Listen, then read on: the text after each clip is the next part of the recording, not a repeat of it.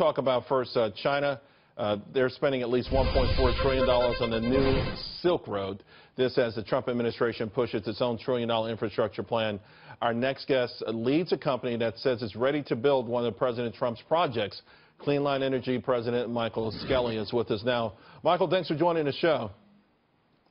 Thanks for having us, Charles. You know, I'm reading about China, this $1.4 trillion plan. They're going to cut through the jungles of Laos and build a tunnel there, and they're going to go to Sri Lanka and cut through the jungles and build a port there. These are multi-billion-dollar investments that are going to give them tentacles around the world. And here we are, sort of, having trouble getting infrastructure going in this country. What do you make of it? Well, I think the lesson that we learned in infrastructure in this country many years ago was that infrastructure is really the foundation for long-term growth.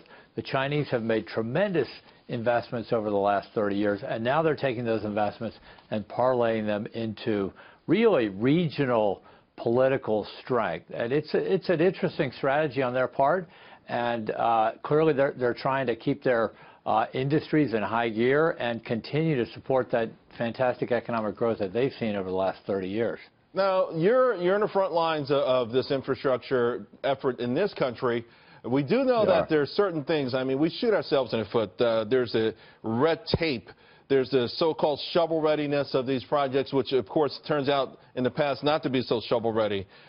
How do we get around this? What should we be focused on as Congress figures out a way to pay for this? Are there things we could be doing now so that we ultimately hit the ground and running? Yeah, so there are a lot of things. What our company does is we are building 700, 800-mile long power lines to move energy from the middle of the country where it's cheap, abundant, and clean to the grids on either coast. And in doing so, this creates a tremendous number of jobs. It creates a lot of market efficiencies in the energy sector. But are you running up, are there regulatory hurdles for you? You know, every state, every municipality. Well, there are, and it takes many, many years to get through these processes. One project we just got through the process took us about 7 years.